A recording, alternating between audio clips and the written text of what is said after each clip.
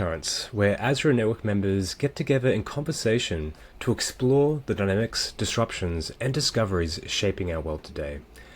ASRA is an independent initiative home to 90 network members that aims to mainstream systemic risk assessment in policy and decision-making in response to current and future challenges. This series is entirely member-driven. Network members identify the pressing issues in systemic risk and connect with colleagues to explore them more deeply in conversation. The views you'll hear are those of our participants and don't necessarily reflect ASRA's institutional positions. I am Luke Kemp, and I'm very excited to host the inaugural conversation with Megan Shipman, fellow of the Polycrisis team at the Cascade Institute, and Dan Hoyer, founder of SoDy, and a surprisingly upbeat collapsologist, which is a remarkably cool title. Today, we're exploring themes from my book, Goliath's Curse. Themes such as what the impacts, both good and bad, of collapse are, what drives crisis and collapse, and how the study of the past is relevant, or not, for the problems of today. So let's dive in. And to begin, I wanted to more or less run by both of you what you think of this idea that collapse has both benefits and costs, winners and losers. Go. Go. On it. Do it. Megan, you want to jump in on this one? Sure. So, your book has convinced me a little bit, definitely, about the benefits of some collapse.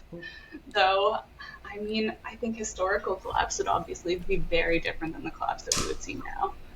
Particularly, you call them global Goliaths, and those are the institutions that would be really hard for everyone to come back from. Winners and losers, I think, yes, inequality can be leveled a little bit with collapse, but in terms of what we have now, we're so reliant on all of our global systems. We're so reliant on the connectivity of them. Yeah. And I think really the institutional knowledge we have has been so siloed that it would be really difficult if we were to have a big collapse today. So I think a lot of us would be losers if we had a huge level of collapse. Yeah. But and the speed of collapse, I think, matters a lot, right? Yeah. So if everything shut down immediately, there would be widespread death and panic and disaster. But if we have a slow process where we can kind of rebuild and figure out a new way of life, it's very different. Like if we were to know that we were collapsing, which, as you argued, we don't know. Yeah, like a controlled crash, kind of. A controlled collapse. Yeah. Interesting. Wait, so I have follow-up questions, and I know not what this is for, but I'm going to do it anyways because that's the vibe. You, Megan, did you not, before reading Goliath's Curse, think that there could have been benefits to collapse? Like, this it changed your mind on how? I am not a history professional as you are. And so I think, there's benefits obviously to some of the average people, but I hadn't really thought that deeply on that, I guess, in terms of the Roman Empire collapsing, because that's not what's taught in history classes, and it's not what you think about when you picture collapse. You picture the Visigoths rushing in and murdering people and that sort of thing. So it's also where in the path of collapse. So I guess Rome is hard to pinpoint as well, but trying to figure out the recovery from that initial attack or the initial moment that people pinpoint as the collapse. Right. And I feel like it's hard to separate that in my mind, the kind of recovery period or how people adapt to that over time. Right. Yeah. And just the fall of the aqueducts and all of the centralized benefits that we had of water systems and sewage systems, and so those things I think are hard to imagine an immediate high quality of life. Right. Yeah. But it's such a good. We could talk about this forever, but one of the many things that is so amazing about the book and your approach, Luke, even as an historian, is it just breaks through the way that history is taught, even to a professional, I have a PhD in Roman history, and even to Romanists, we're just so focus. Okay, you're looking at Rome. It starts here, it ends here, and you don't go after that. Like, we're taught up to the fall of the Western Empire. Maybe you can talk about the Byzantines afterwards, but that's kind of another department. And it just kind of stops. And even to us as professional academics, we're just not talking about, okay, well, what happens next? That's a different thing. That's medieval studies. That's a whole different building. Like, we don't do that here. And then let alone to sort of the casual non-historians who just hear about this, it's, okay, there's a big collapse in there. Everything stops. Move on. Let's talk about the next thing. And just being able to, put a couple of things together, oh, right, yeah, the Western Roman Empire collapsed, but there were still a bunch of people there. There were still societies. Yeah. There were maybe arguably mini Goliaths. There's, Ostrogoths and Vandals and, whatever, and then turns into the Franks and all these things. And some of the aqueducts are blown up in the chaos, and some of the aqueducts are fine and persist, and it's not that bad. And actually, as Luke pointed out, in some ways, the good stuff remained and the bad stuff was kicked out, and so it's kind of better. And this is just that complicating it. Is this just so important? And so, all right, coming back to your actual question, I'm going to give this, the long-winded, annoying academic non-answer answer. I would say I'm here for it. Have always been and are still and will continue to be. We can talk about the history and future of collapse. I think it's always the same, right? It's the same in the sense that it's always it's changing of function, it's changing of well-being, but in that annoying, complicated sense where well-being is a composite quantity. It involves many different aspects and is fed by many different things. It's your access to income and your access to clean water and sewage and buildings and safe environments and all the things that go into well-being. In a collapse moment, some things change, some things stay the same, some things go away, some things get better. And for whom, right? And this is the other amazing, important part of the book, is that populations or societies are made up of different communities, different types of populations, and they're not all affected in the same way. Some people's well-being will improve in some ways and get worse in other ways. Other people's well-being will get worse in some ways and improve in other ways. And it's really just messy and complicated. And we talk about collapse like it's a thing. And there's reasons to do that, and it's, it gets headlines. It intuitively, it makes sense. But once you break it down, it's not really anything, right? It's a complex dynamic. And as you were saying, Megan, sometimes the aqueducts are blown up, sometimes they're not, sometimes they turn into better aqueducts. And all of that kind of happens. And so it's really just what we do, what Luke does, what the sort of complex systemic analysis perspective brings is, let's chart all the different things that are going on, all the different systems, all the different ways that well-being is generated, and how are those changing or persisting or going away, and for whom. And then it gets really messy and complicated. But then once you look at it like that, then it sort of, you can't really answer that question, because it's always, there's going to be follow-up questions. Well, cost and benefits for whom and what dimensions over what time span. And that's always been true in ancient collapse, and that's going to be true in the future, even if the specific answers may be a little bit different and the scope of what's involved is a little bit different, but the process is the same. It's shifting dynamics and complex ways. That's my non-answer. So, that was one of the best non-answer answers I've ever heard, which was to be expected. 2 quick meta points for the audience. There's some really rich stuff I want to dive into. Before we do, 2 quick meta points for the broader audience. Number 1 is, I'm currently in heaven, hence the angelic halo effect. Please ignore it. No, my camera's just terrible. The second is, as you can probably tell, this is supposed to be a very informal, friendly conversation, which is just what happens when you have 2 Canadians and an Australian talking. Bear that in mind. Probably some context is useful here as well for those who haven't read the book. So one of the key points I try to argue in the book is that collapse is a process with costs and benefits, winners and losers. There are costs, like for instance, often increased violence when people are essentially descending into a state where there's no clear authority structures and there's an incentive to rebuild authority structures to take power. There's often mass displacement, for instance, as well. But frequently there's a whole host of benefits, particularly when the regime is more predatory. People obviously have less taxation, for instance. They have less wealth often being taken from them. There's often movement and migration towards rural areas, which means often less exposure to disease, more consumption of protein. And this often turns up in things like bones. People often post-collapse do seemingly get taller and healthier, which is very surprising.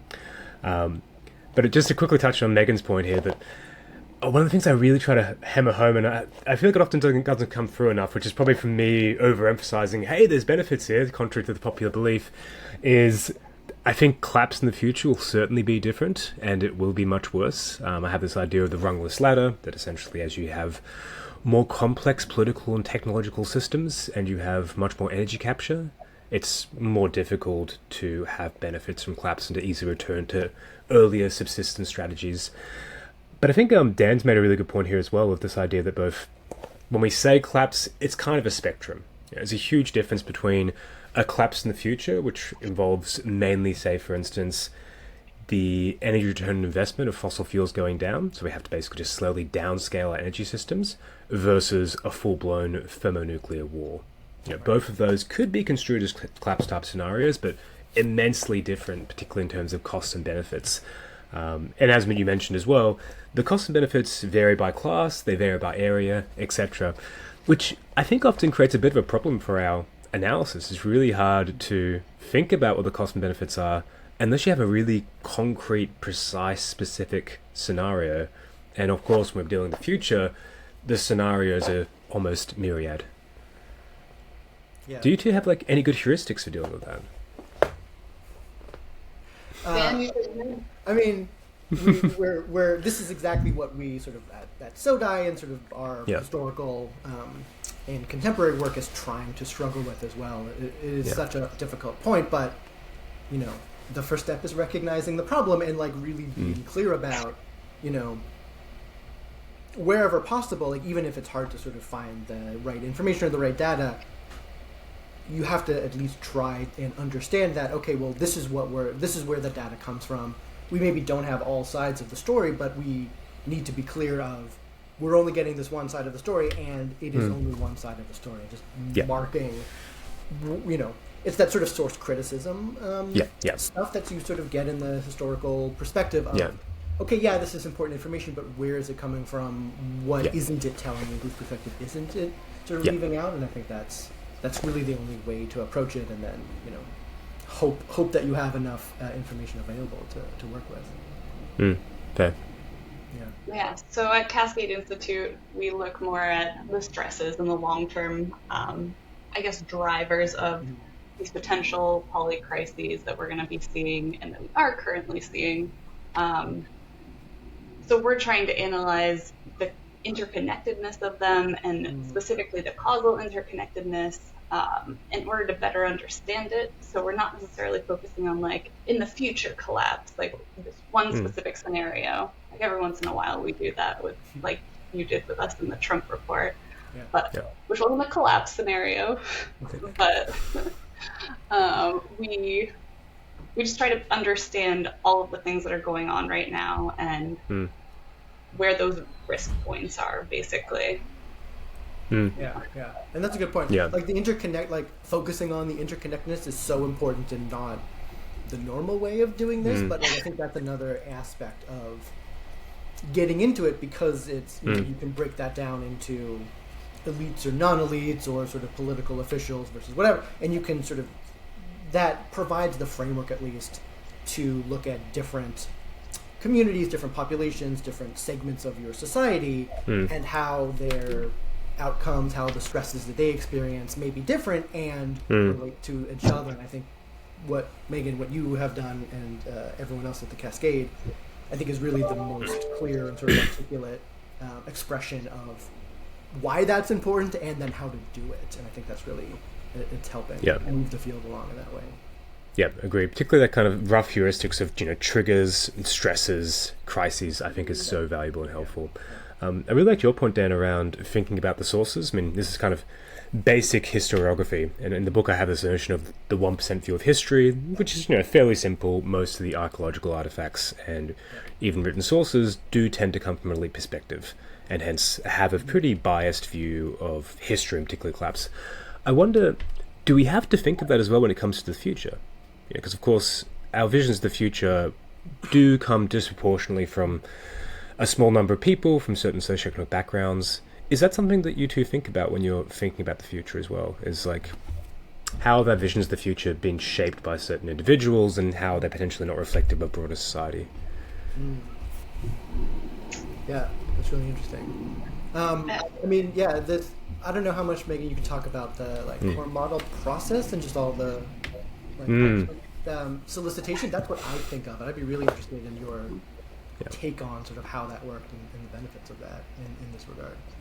Agreed. Yeah. So I think overall it's kind of, we're limited by, we do the crude look at the whole essentially, because everything we do is looking at global trends. So that kind of does this averaging across, which doesn't help us with individuals. But yeah, in cross impact balance, we did more of an expert elicitation, and Luke was involved, so he can tell you what that process was like. There are more participatory ways that people can do this, but ours was trying to understand expert opinions of how all of these systems are interacting, rather than what people want to see in the world. But certainly we need to do that in we're mapping out all of the results that we have and putting in kind of nominal like good versus bad scenarios.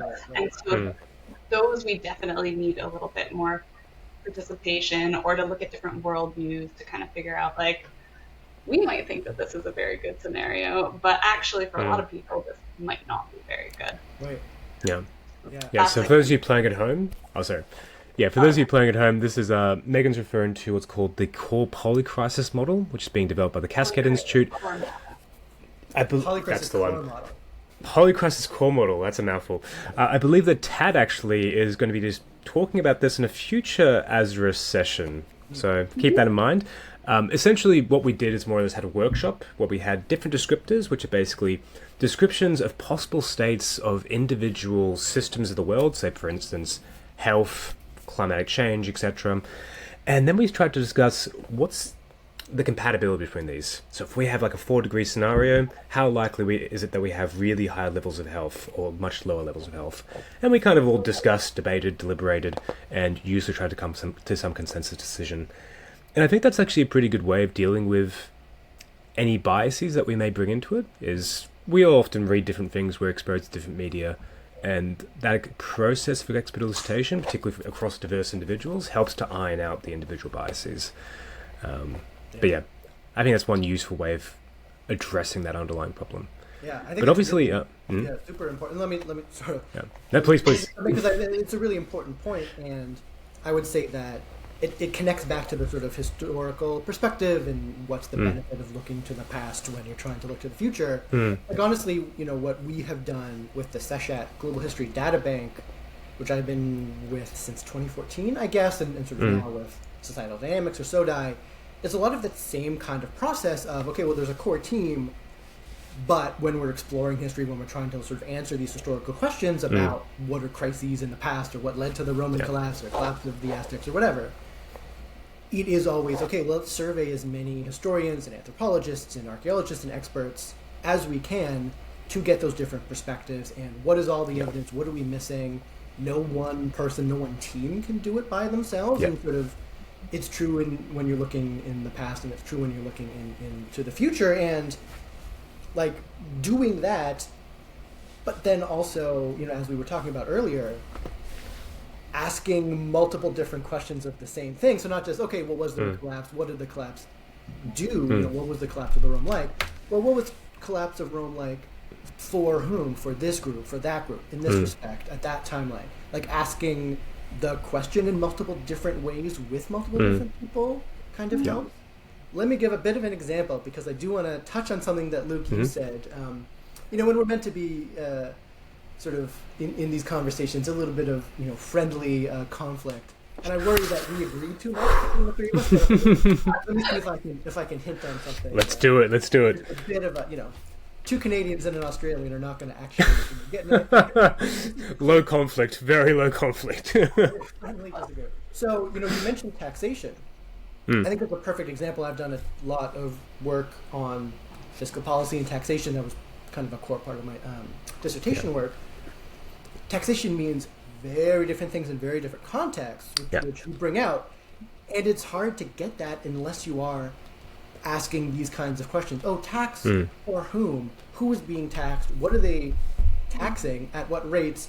And what are they doing with it? So, if you think of, is that, the bad kind of Goliath, a predatory state that is really taking a lot of productive surplus productivity of your farmers, of your laborers, you're taxing them at high rates, and it's going to build giant palaces. It's going to sort of finance the luxurious lifestyles of the army generals and sort of the core group of elites who are propping up the state. Well, that's predatory, that's unproductive, that's not great. You think of a sort of what we would call a thriving social democratic welfare kind of state where you're taxing at high rates, even higher. But what happens with that sort of centralized corralling of resources is you're spending on public goods. You're building infrastructure, roads and hospitals and education, and that's actually can be super efficient way of improving well-being. And so tax is a four-letter word. It gets a sort of bad reputation, but it actually it's just a part of the mechanisms of public societal institutions, which can be really predatory and awful and can be really efficient and well-being boosting. And it just kind of depends on how it works. And so really it's, how do you get it to go to the public good side rather than the, sort of corruption, private consumption side. Yeah. And, and this is where, to me, coming back to collapse, if you have a predatory state and a predatory taxation system, you want that to collapse. Like that kind of collapse can be good, as you say, Megan. Like if you retain the knowledge of how to do it and you're spinning it around. Whereas if you collapse in a society that is looking after its people, that collapses really suddenly in a cloud of dust, and all of a sudden the social systems that people have relied on are just gone overnight. That's devastating. And so like it's those kind of differences that I kind of keep coming back to. I think are super meaningful. I'm really sad because I don't think we're going to disagree much here, unfortunately. I was hoping for conflict, but no. So obviously, in the book, I have this idea of the Somalia-Denmark rule. I call it that the collapse of Somalia wasn't necessarily a bad thing for its citizens in a whole bunch of regards. But if Denmark collapses, I can't see that being remotely good for its citizens, because Denmark provides a huge number of public goods, while the Barbary regime was pretty predatory, is mainly more or less just kind of funneling resources and wealth from the masses into its own private coffers. And I think that's an incredibly vital distinction to make. And of course, most pre-modern states, and even states today, they kind of do both. They provide some public goods, and I think we've been lucky enough to be shifting towards the kind of more good states providing more public goods over time. But of course, there's also a lot of predatory aspects to it as well. But I think that's always important to keep in mind, is it depends upon what's collapsing. And things that provide more public goods that are actually good for its citizens, it's unlikely to be as good if they collapse. Yeah. Which actually, I think, brings us to a broader point, which touches both upon what Megan mentioned around thinking about drivers and also the Seshat database as well. I should give a big shout out to Seshat database because it's one of the key sources I draw upon throughout the book. Both Seshat, but also obviously the crisis database, which I think you're the main facilitator of, Dan. Those were indispensable. The book could not have been written without them. Absolutely vital. And one of the things I really try to discuss in the book is this idea that there's drivers behind collapse that make states more unequal and often more predatory over time. And the key thing I kind of point my finger towards is rising wealth inequality, often leading to rising inequality in other power structures. And that's in large part drawing upon structural and demographic theory, which obviously you've been very deeply involved with, Dan, and Peter Turchin, one of your colleagues, has been one of the key pioneers around. I'm wondering, do you think there's other drivers here? Is there something like Is it important not to overemphasize wealth inequality when it comes to driving the vulnerability? Is it even wrong to point at wealth inequality? Obviously, both of you have looked a lot about the drivers of polycrisis and collapse. So what do you think? What are the big drivers here? And is wealth inequality something to worry about? Ooh, good question. I mean, to me, I would say you can't overemphasize the significance of wealth inequality as a driver. It's not the only thing, but it's, we when we look historically, Peter Turchin, among other sort of colleagues at SoDy, it comes up all the time. Like it's hard to escape it as at least one of the major drivers, but there's certainly other forces. And I think what really matters is that, collecting the drivers is the first step, but then talking about how the drivers interact with each other and relate to each other that's the next step. And you have to take that next step, otherwise you're never going to get it. And again, this goes back into what you guys are talking about, and Cascade is like doing the best work in that kind of like, the causal entanglement among the drivers themselves, and that kind of feedback is really big. So yeah, I don't know. I mean, how much do you guys talk about like wealth inequality, structural demographic stuff? By the way, Tad used to work with Jack Goldstone, who's the father of demographic theory. So that's exactly big Cascade as well. So we're all, it's a small world here. Yeah, I mean, it definitely comes up, and it's intertangled with all the things that we talk about, like energy, environment, food, all of those things kind of go hand in hand. And one of our big stressors, so we've recently made a stress list, and like piloted that.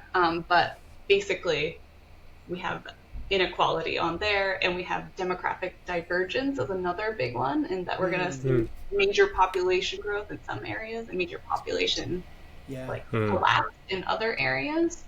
So just all of these sorts of pressures are really connected to each other in ways. So I don't think it's entirely inequality causing collapse, but all of these things come together in ways that promote each other and kind of push us towards that sort of state.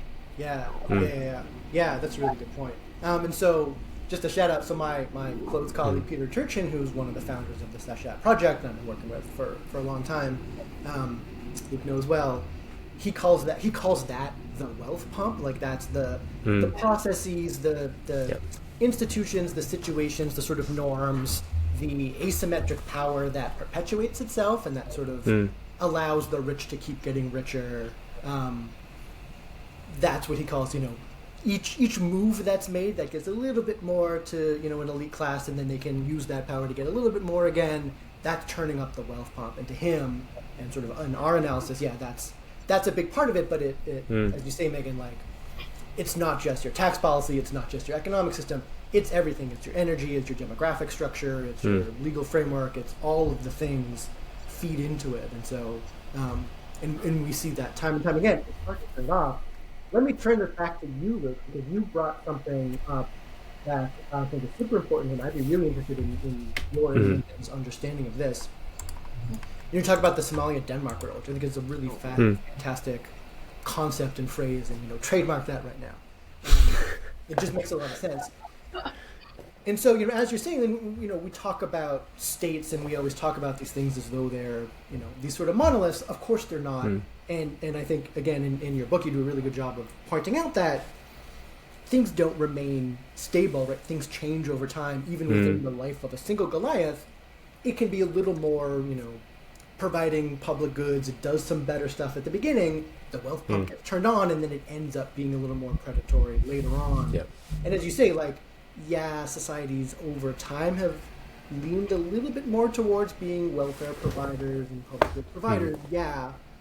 But there's also a lot of predatoriness, and that also increases. And so, can we, or is it even conceivable, and if so, how do we kind of keep the good public goods part of it and minimize? Are they so entangled that you can't get the one without the other, or can we tamp down the bad inequality, environmental degradation, consumption, bad stuff that states are doing, and keeping the good stuff? I have a long spiel here, so I might let you go first, Megan.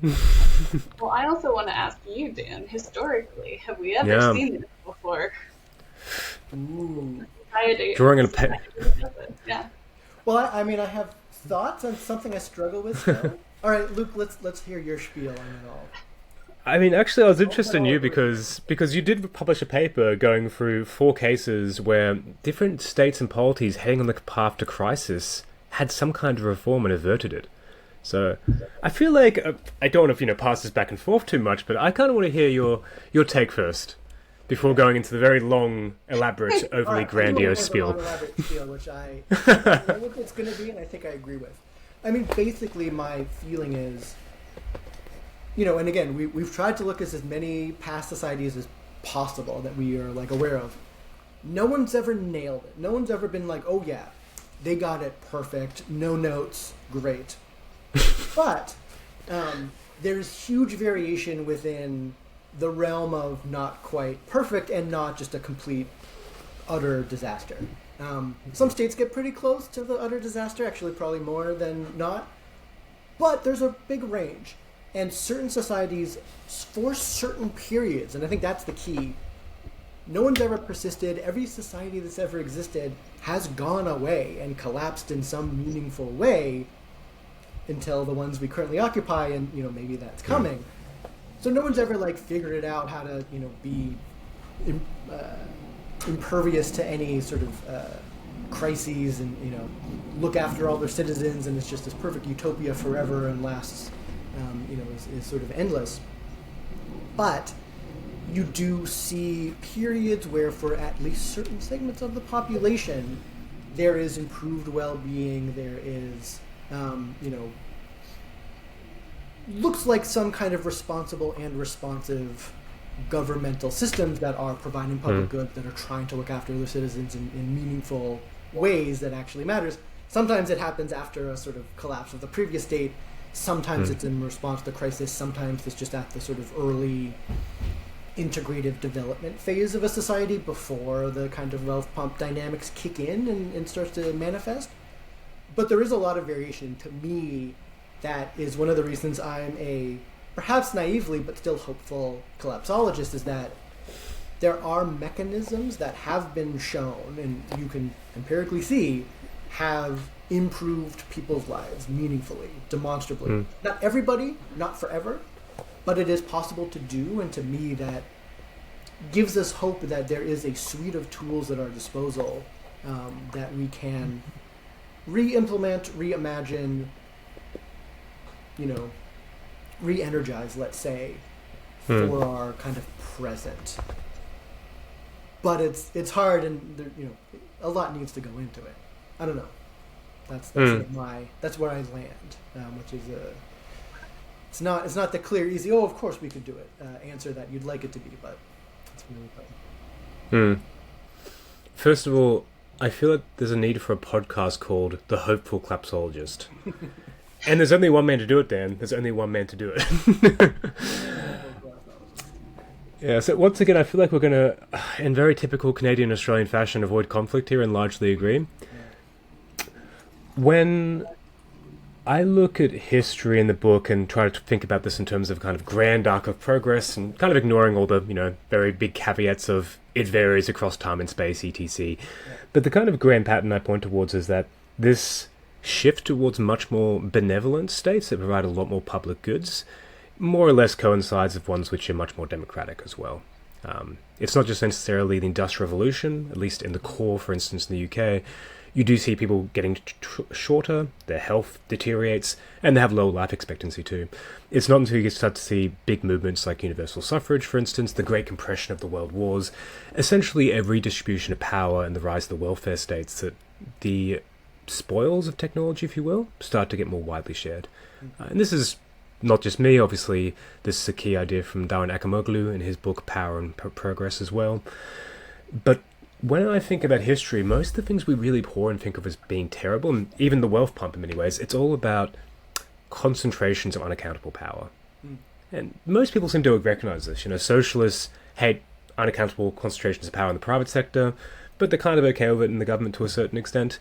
And unfortunately, capitalists and liberals tend to be the exact opposite. They're very skeptical of unaccountable concentrations of power in government, but pretty okay when it comes to private power. I think the problem in general is just unaccountable concentrations of power.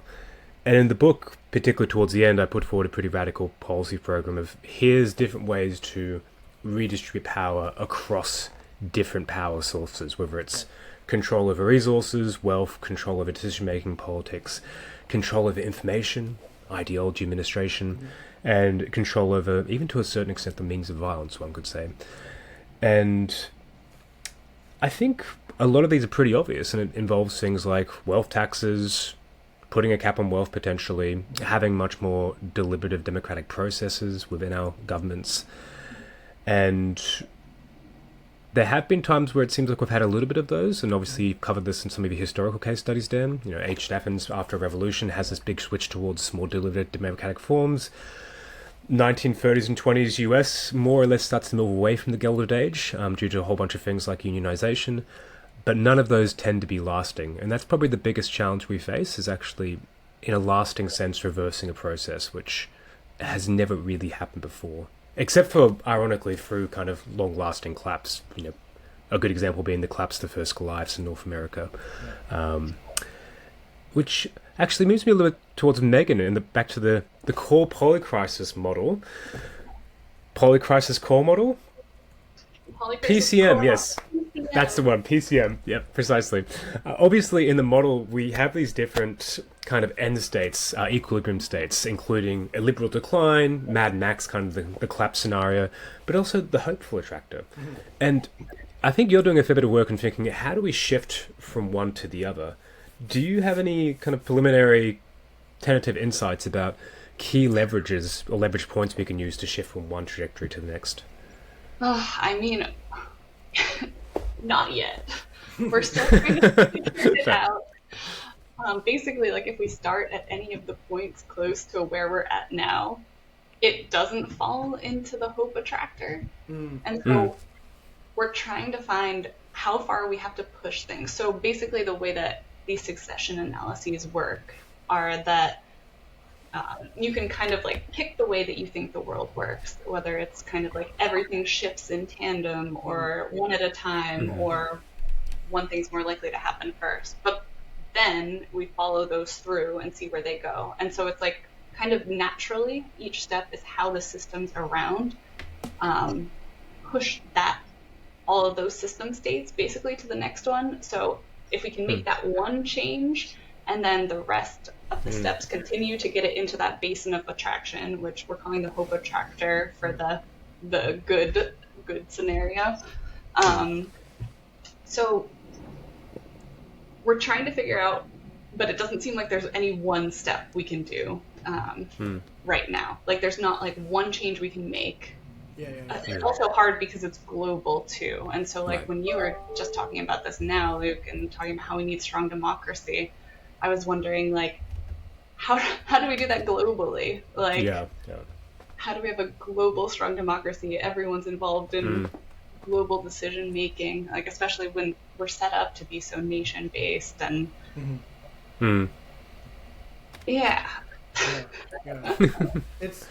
it's really, I mean, those are fantastic points. So, Luke, I think that's what I'm sort of really taking from that. That's such an important point, is that the sort of accumulation of unchecked power, yes, and it can lead to all of the sort of hierarchies and predatoriness. And as you pointed out, and very few people do it, I think one of the things that's really insightful about your book, it happens in multiple domains, and like people know that there are multiple domains of power. It's economic and political and governmental, whatever. We've talked about that, but I don't think anyone's put it together with the analysis of that sort of dynamics of increasing centralization and sort of accumulation of the power. If you can democratize one, great, but it doesn't mean that much if you don't in the other. And as you say, like we can switch and it depends, but as long as one of your main sources of social power is predatory and highly unequal and unchecked, it's going to do some stuff. And I think, this comes back, Megan, to what you guys are doing there at Cascade. The sort of the causal entanglements, and you have talked about and published about, this leads to sort of vicious cycles or even vicious spirals. And I always feel like, that the logic there must work the other way. This is one of the reasons I'm naively hopeful. is that those same causal connections ought to then be usable to create a virtuous cycle in the same exact way that a little bit of democracy in politics can lead to a little bit of democratizing in your industry and economics, which can then help them. Blah, blah, blah, blah. It seems like it should go that way.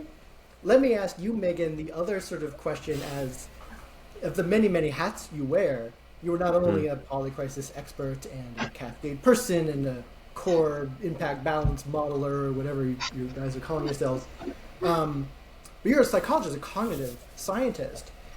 And one of the things that I think, when Luke and I as sort of historians and we look at societies and like big macro trends, where I always try to catch myself and where we get in trouble is we forget to dive back down into the individual, and there are humans and people at the helm in a lot of these things. So I would wonder, Megan, like your take on how much is that part of the problem, or how much is that part of the opportunity of accessing like people's capacity to change our habits and to be open to doing things different, or are we the is it that individuals are too caught in our illiberal attractor states, and that's what prevents the systems from getting out of it? That was a great question, and I've definitely been thinking about that. But yeah, just to come back to the virtuous cascade first, we are trying to figure that out. We've written the positive pathways paper about different approaches to that, and every analysis we do, we try to find the high leverage intervention points. But I mean, we've yet to solve the poly crisis. But humans, I guess, individually, I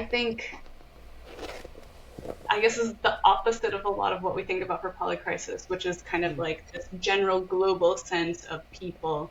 And this is more like our own behaviors, our own thoughts and feelings, and how these contribute to everything that continues to go on. And so I think one thing that, compared to Luke, I think about a lot more, like Luke, you talk about more like evolutionary trends.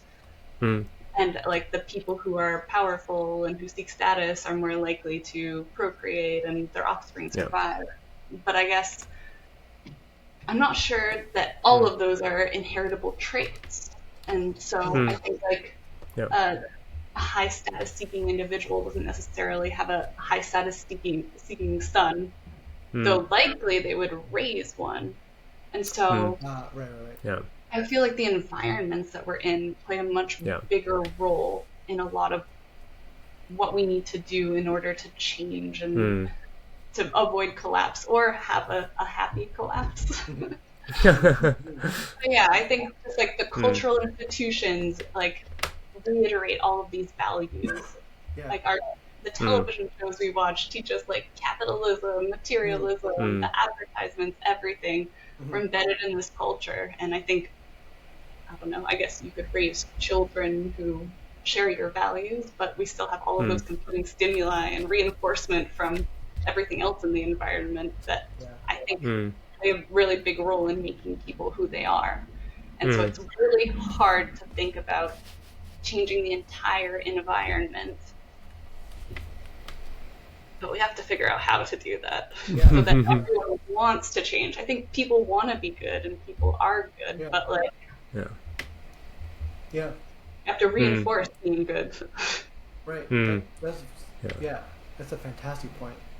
Yeah, these are two really fascinating threads. First of all, in terms of the setting off virtuous cycles, one of the things I have great hope in is obviously this idea of democratization can lead to a whole bunch of knock-on effects which are quite positive. And I think, for instance, if you look at survey results, people, even in the US who are Republican, tend to favor things like actually having much wider distributions of wealth and having universal healthcare, things like that. So I suspect if you had a much more effective, deliberative democratic system, you'd probably start to see a reversal of the wealth pump of sorts. The counterpoint to that would be, and you correct me if I'm wrong here, Dan, but ancient Athens, for instance, does move towards a more deliberative democratic form of governance. It seems to slow the wealth pump as far as I'm aware, but it doesn't really fully reverse wealth inequality in the context of Athens. Well, so Athens is a weird case, right? Because it does for the core where that deliberative works. That's a good point. But at the same time, they're developing a predatory empire. So, like, if you look at the Athenian League or Empire or whatever, depending on who you're talking with, and, if you're talking to Josh Ober or Ian Morris, you get very different results. True. But like, more of an urban man. This is why we have to ask these questions of for whom, right? So for the adult male citizens living in Athens, great. Yeah. For if you're on, whatever, Delos or Samos or whatever, and you're, paying tribute and a lot of your heavy taxation to fund the sort of Athenian project, and you don't see a lot out of it, well, that doesn't look so good. And so it is, this is why, but there was a democratic process, but it wasn't complete. And I think this is really part of that important point of, you need to get the cycle, you need to keep it going, you have to be iterative. Even in the cases that we've looked at historically where, as you talked about, a crisis is looming and there was some progressive reform and suffrage was expanded and sort of, collective bargaining and labor is sort of privileged in different ways, whatever.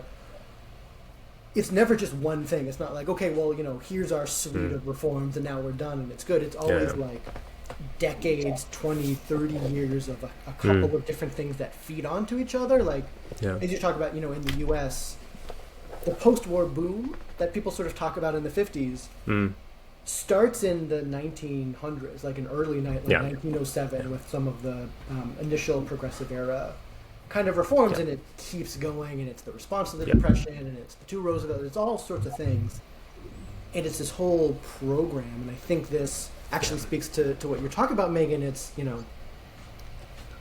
there's a sort of cultural evolution as well, and culture is hard to change, but it does change. And again, the way it changes, it's hard to direct it. It's hard to sort of do it deliberately, but it's a little bit of people making some decisions, and then that can shift the general norms and the incentives and the reinforcement, and then that can reinforce itself. But it takes a while, and this is one of the issues that I think we're facing is, we need immediate intervention, and all of our answers are things that take like generations. It's a bit of a disconnect, and that's that's one of the things that assaults my hopefulness. But I try to overlook that. Yeah, exactly. And then you get up and downs, and you get reversals as your culture and your norms are shifting winners and losers.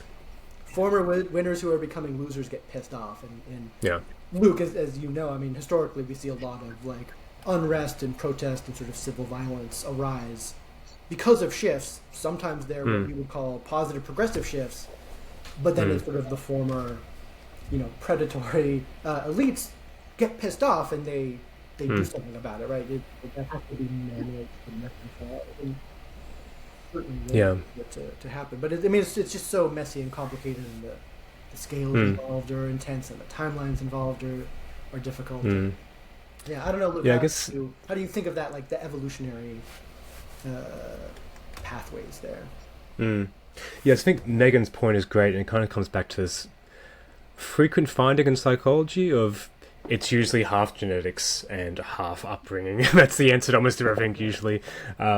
Even things where it seems like you have pretty clear heritable traits. So for instance, people's authoritarianism, it seems to be at least partially heritable. But that being said, it can definitely change due to context. I mean, one thing they talk about in the book is when people feel threatened, they're more likely to shift towards authoritarian values.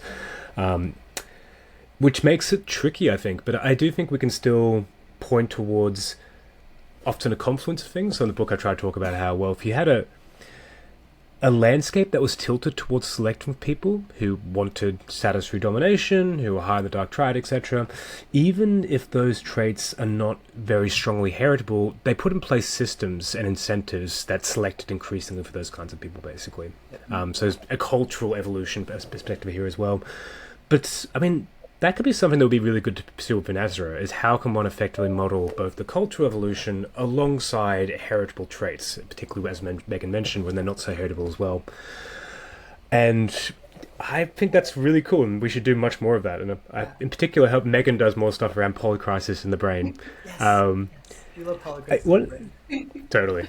One thing I think we'll all have to grapple with a little bit, is, all of us are trying to think about how do you move towards these virtuous cycles and hopeful trajectories. And totally agree, we need to have a full package of measures. I guess the thing that often keeps me awake at night is, as you mentioned, Dan, we've never had these kind of slam dunk cases where there seems to be like a really big kind of critical threshold where everything just starts to really get better overall. Yeah. And particularly one that endures. Obviously, there's definitely cases where you have short-term reform, things get better. US in the early 20th century through to basically the 70s. But then, of course, the wealth pump kicks back in. And I guess the key question for us is how do we do the unprecedented and basically make sure these things are lasting? They actually persist over the space of decades or centuries. Do you have any insights as to how we approach that?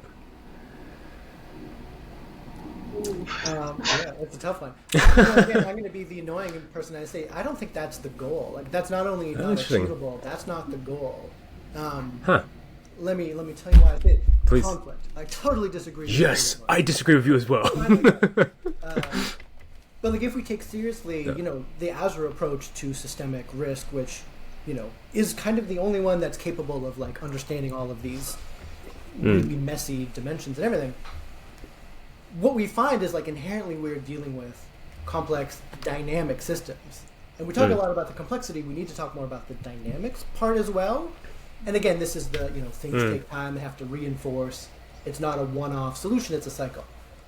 When we talk about, the biophysical basis of our life, we're talking about human species, other non-human species. We are in a dynamic world. Things change.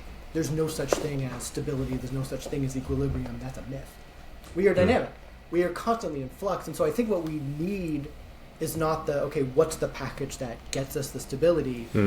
It's what are the mechanisms that allow the package that gets us well-being and sort of sustainability and justice to keep being reinforced.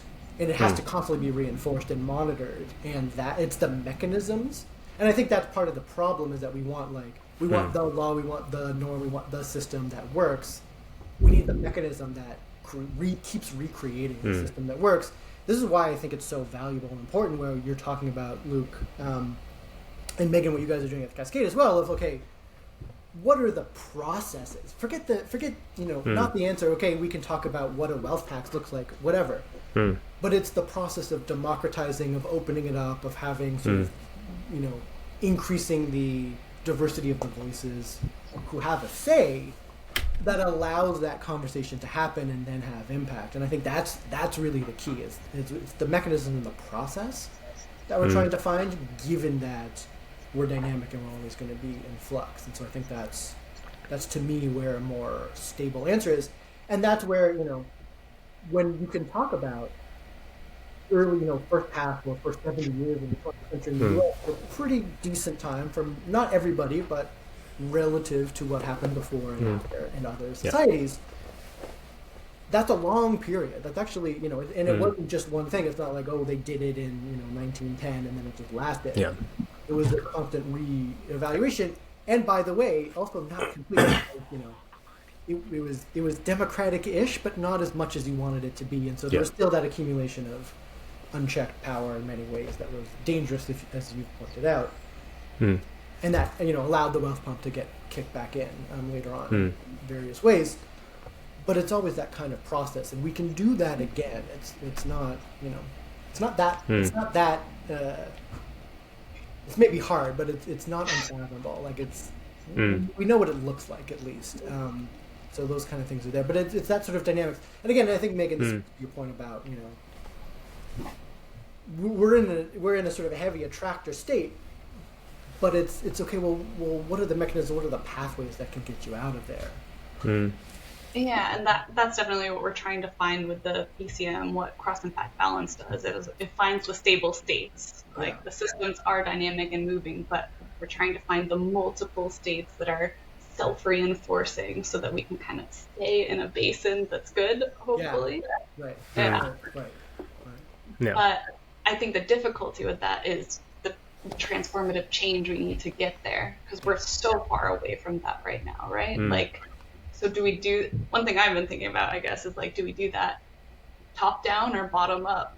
How do we how do we get there? Do we have to have right.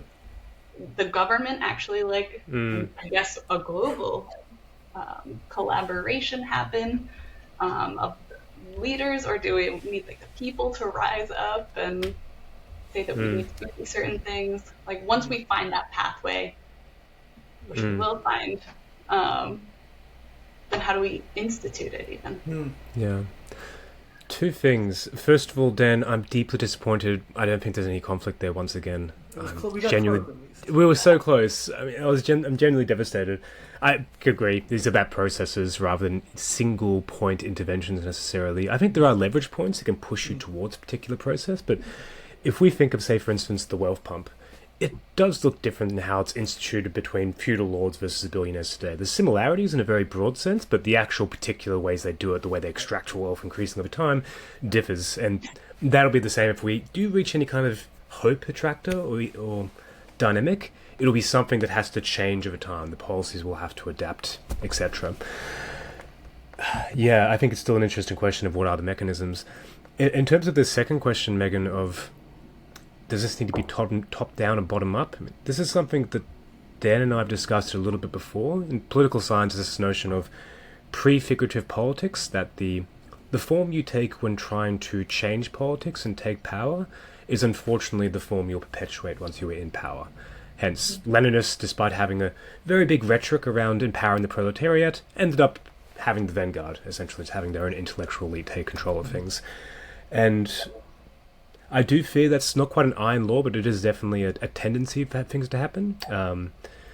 I'd probably do the really annoying academic thing and say it needs to be a bit of both top down and bottom up, which is probably true. I'm probably someone who thinks it's more likely to be consistently, reliably good if it's more bottom up. But I think there's also bigger tails. If it's more bottom up, there's also potentially a larger chance of having, much more explosive outlets of rage, frustration, etc., more outcomes of violence.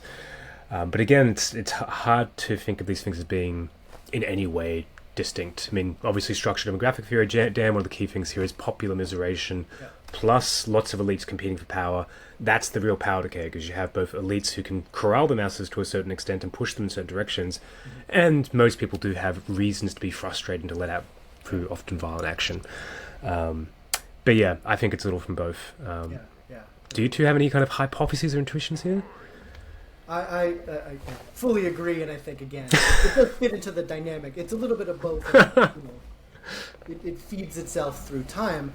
The one thing I will say, which comes back, I think, Megan, to your fantastic point about, the individuals who are making decisions and acting, but doing so in a wider cultural context that's giving them incentives and reinforcing certain behaviors or sort of thwarting others.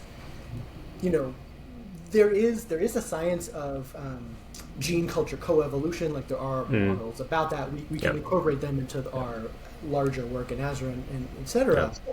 And to me, I think one of the things I like to hold on to is that, at the very least, things that work tend to spread, and it's getting the things that work to appear and to be like recognized as working, and then you can get that sort of coevolution where your individuals are seeking that, and then they build the norms, and those norms reinforce those behaviors, and then it can happen.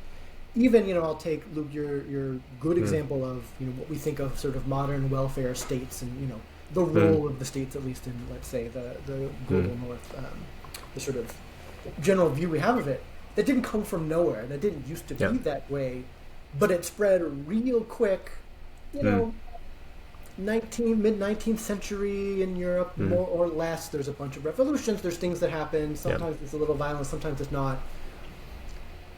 But really, once it kind of kicked in and people were like, oh, those countries seem to be doing what we want to be doing, we should copy them. It spreads real quick, the good and the bad of it. And so, this to me gives a little bit of that kind of mimetic hope that you can start a little bit bottom up, as long as sort of you are creating coalitions that, are democratic, they're open, they're responsive, and and then they're successful, and then, okay, well, let's keep doing it like that. Let's copy that. Let's join them. That grows. That then can, it may be a little violent and chaotic at first, but hopefully that can sort of be minimized as it's sort of shown that it's a viable path to achieve all of our sort of social goals. But I mean, is there a country right now that would be the model for this? I don't know, Luke, if you're channeling your Fukuyama, but, it's notable that in your Somalia-Denmark rule, it's Denmark that you note, right? And people always point to the sort of Northern European social democratic states as being the most, or I guess the least bad in the world. That's probably your answers, or would be the general answer. And, those traits do kind of spread. They're not always I think part of the problem is that what's successful about those countries isn't always recognized, and so it's only like part of it that is adopted and not the other parts. There's a lot there. Yeah, I think that I'd naturally point towards Denmark. The Nordic states, of course, do have this very recognizable model. And notably, if you're looking at ones which have relatively high human development index, but also kind of stable in the realm of sustainability when it comes to emissions per capita, it's, I think, only really, at least previously, it was Cuba and Bhutan. And I don't think those have a lot of mimetic power, nor necessarily even the models we want to emulate. Yeah, I think this is a really critical point, is when we look at evolution, either in terms of genetics, biological evolution long term, or, of course, culture evolution, a lot of it's about a selection effect. And one of the things I point towards the book is that over time, the biggest selection effect has probably been more towards what polities are more effective at basically conquering, and we're the inheritors of Rome, not because Rome was the best for its citizens necessarily, but it was really, really good as a military war machine. And I guess that's an interesting question going forward is, have we changed the selection effect, and can we ensure that going forward we're mainly selecting on the basis of kind of mimetic value rather than conquest? I guess in short, is the world today different? And this perhaps a good closing question is, how different is the world today, and how much can we actually take from history to think about systemic risk, polycrisis, collapse in the future?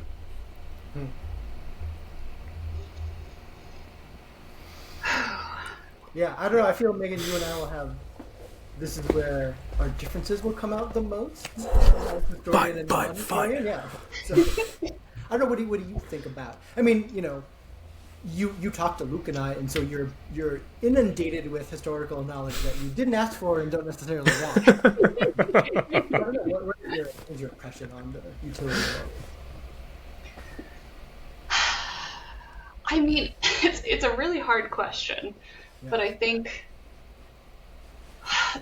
we're kind of having some of our worst instincts amplified.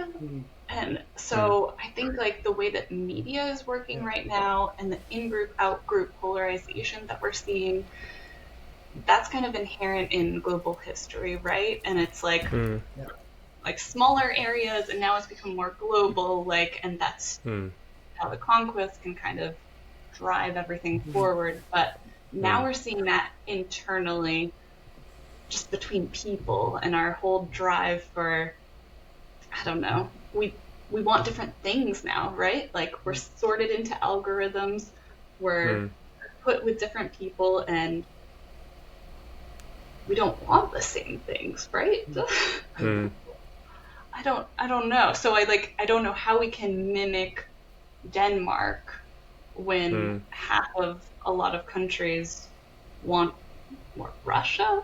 That's a little extreme, but yeah. So I think there's different pressures, and that I think we would have a lot more pressure before from the people around us and our families and our environments, but our environments change to be a lot more manipulated by the Goliaths, I guess you can say, like the AI algorithms, the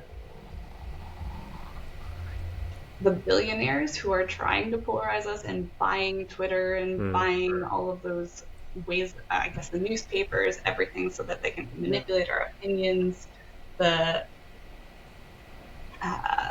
actors, I guess, like especially like Russia and China, who are trying to manipulate elections, and I guess Elon Musk. I think it's. I'm negative about this, I guess. Yeah. I mean, and you know, my brother actually lives in Denmark, and in some ways, Denmark is mimicking us more than the other way around, or you know, it's like not quite as bad as you're saying, for example, in the U.S. or another in the UK or in France. But you know, from what he tells me, what sort of people there say, it's getting a little bit more of that like polarization, that kind of vibe. It's starting to creep in, and they blame the social media, that kind of echo chamberiness, and all of this. I mean, it's such a tough thing. Like I always, my sort of default is, you know, history is valuable and informative both ways, which is, you know, I say that just because I'm a professional historian, but it's not, you know, there's many ways that I think problems and challenges we're experiencing today are very similar, or at least mimic things in the past, and so I think that's clear that there are lessons in how people handled or failed to handle, you know, polarization and inequality and political discontent and violence. Even ecological disasters are common historically. There are lessons there, but I think it's actually equally valuable, even in the things that are different. You know, social media, AI is very different. The real global scale, as you've been talking about, Megan, of all of our systems and connections, that's unique. Like there's been regional level interconnectedness, but it's not been quite as global, quite as quick, quite as intense. You know, there are unique things, but even there, I think it's valuable to look to the past just to be able to articulate what is different and what isn't, and therefore where might, you know, responses and answers from history be applicable now, and where and what exactly needs to be new. What kind of new solutions do we need for whatever is new about our challenges? And we only know that by seeing what has gone before. And I think that's, again, one of the big values, and I think one of the reasons that, Luke, your book has been received so well, even by people who really don't care about history or the past. But it's clear that, this actually provides an important perspective on even the novel stuff we're facing now. And I think that's where history comes into it in kind of both ways. You know, and I'll say that one of the things that I do learn from history is that, you know, nothing lasts forever. There's ebbs and flows, there's backs and forths, there's reactions and counteractions. You know, there are shifts.